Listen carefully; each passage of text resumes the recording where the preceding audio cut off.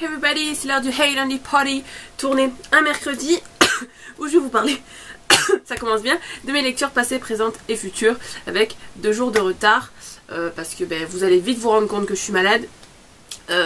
Donc voilà, quand je rentrerai le soir, j'ai peut-être pas envie de vous faire la vidéo. Donc je vous la fais maintenant.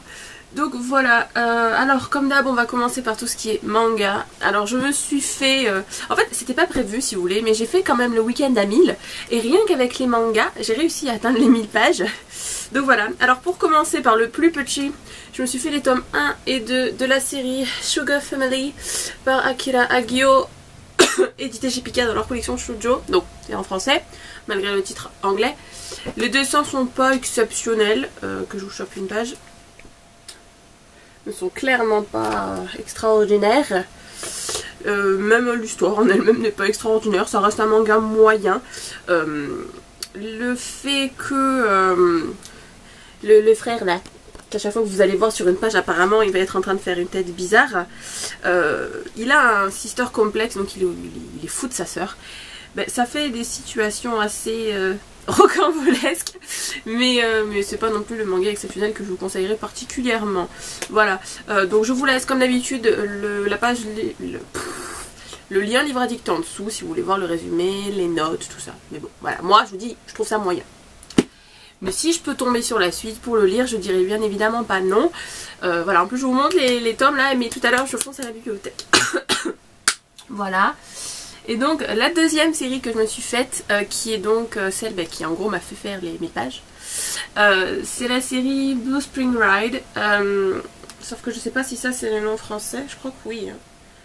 Voilà, alors je vais vous montrer aujourd'hui avec mon ordinateur les couvertures parce que ma tablette veut pas marcher, ça me saoule. Voilà, j'espère que vous aurez pas trop de reflets. Donc Blue Spring Ride par Io Sakisaka, édité chez Kana. Donc je me suis fait les 9 premiers, sachant que en France il n'y a que les 5 qui sont sortis je crois, les 5 premiers, et enfin j'ai un doute Romain, je vous confirmerai ça quelque part en information en haut. Voilà, sachant que je pense que la série sera finie en 10 tomes, que donc dans 3 mois elle sera finie, puisque au Japon les chapitres viennent tous les mois. Et comme pour Strobe Edge, donc une autre série de la mangaka, qui est parue en France en 10 tomes terminés, comme pour la série j'ai adoré, c'est plein d'émotions, c'est... Les dessins sont choux, donc là j'ai pas pu vous montrer du coup parce que c'est sur l'ordinateur. J'avais un extrait, si j'avais été intelligente je l'aurais sorti pour vous montrer un peu à quoi ça ressemble, mais vous voyez ça monte pas au cerveau aujourd'hui, ça monte nulle part, remarque. Donc voilà, c'est pareil, vous aurez le lien avec Livre Addict, donc la même page que celle que je vous ai montrée pour vous montrer de quoi ça parle. Et donc bref, tout ça pour dire que par rapport à Strobe Edge, je trouve que c'est encore plus abouti. Il y a d'autant plus de moments comiques. La tension est plus palpable, c'est plus sérieux. Donc en fait, vous êtes vraiment dans un ascenseur émotionnel. Il y a certaines pages où vous êtes vraiment triste, il y a certaines pages où vous vraiment vous rigolez bien. Voilà, alors même si le cadre global de l'histoire est le même que pour Strobe Edge, c'est pas grave, ça m'empêche pas d'apprécier beaucoup cette série. Et donc je suis dégoûtée de ne pas avoir attendu 3 mois de plus pour avoir les derniers chapitres. Vu que je suppose que ce sera fini en 10 tomes, mais bien parti pour, je vous dirais. Voilà, donc je vous conseille fortement le travail de Io Sakisaka de manière générale, si vous aimez les shoujo. Voilà. Et donc, c'est tout ce que j'ai niveau manga. Bon, il y en a quand même 11, donc c'est pas négligeable, voilà. Et donc on va passer au roman. Alors, je vous laissais la semaine dernière, j'allais commencer le tome 1 de Dark Divine par British Pain, édité chez La Martinière Jeunesse. C'est une trilogie, j'ai lu que le 1. Et comment dire, je ne m'attendais à rien de ce young adulte, voilà, parce que, je sais pas, il m'intéressait pas outre mesure celui-là. Mais c'était quand même vraiment lent, il se passait pas grand chose, même au niveau du temps, je savais quelle créature surnaturelle était dedans, et le temps avant qu'on l'apprenne, c'est quand même super long, et j'ai pas vraiment ressenti d'émotion durant ma lecture. Donc est-ce que je lirai le 2? Sincèrement je pense pas, mais je les ai, donc si un jour, je sais pas, comme là ça m'a pris de lire le 1, peut-être j'aurais envie de lire le 2 comme ça, mais j'ai bien d'autres lectures qui me tentent plus avant ça. Donc voilà. Il faut lire en se mettant en tête que ça va absolument pas être marquant, que vous allez vous occuper avec une histoire choupinet. Et encore je mets des guillemets choupinet parce qu'encore quand c'est choupinet il y a de l'attrait et ça peut être vraiment motivant. Mais là c'est fade. Voilà, fade. Voilà. Ensuite, non. Pardon, non. Alors je ne sais pas si vous l'avez vous. Mais moi j'ai Windows 8 HS hein, et je galère un max.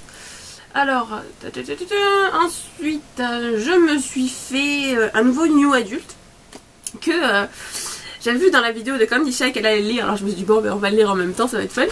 Je me suis fait le tome 1 de Face Cachée dans la peau de M. Layton, je crois qui c'est. Édité dans la collection Milady, dans les grands formats, je sais pas laquelle. Je sais pas si c'est Romantica, je sais pas, j'en sais rien. Voilà. Donc un petit roman il me semble hein. Si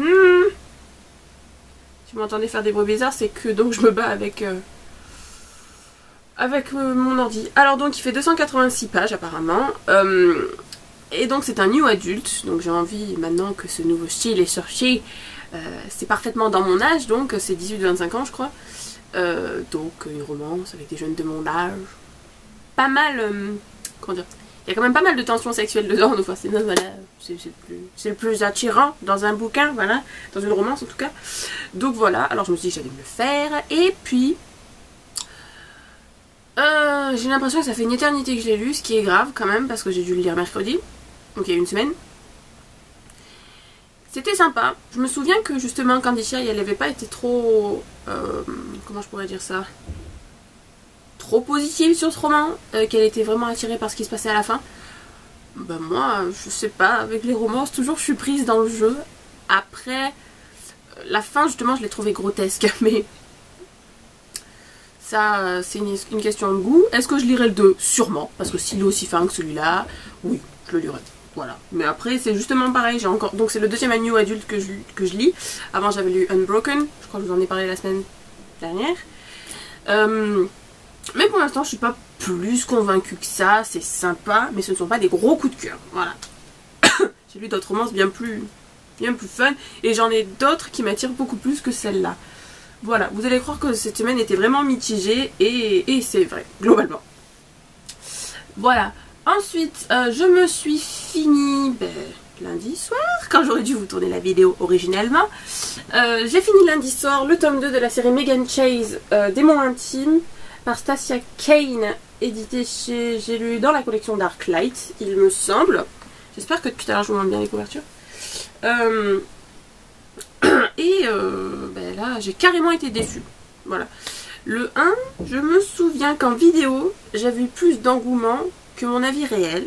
Ne me demandez pas pourquoi. En fait, je crois que je vous disais surtout que j'aimais Grayson, donc le démon, que... le livre en lui-même, voilà. Et bref, dans ce tome 2, j'ai trouvé Megan très indécise, très négative. C'est pas le bon mot, mais en gros, elle est entourée, elle a plus de démons dans son entourage dans ce tome 2, mais tout le temps, elle essaye de faire ressortir sa part humaine. Elle nie la situation complètement.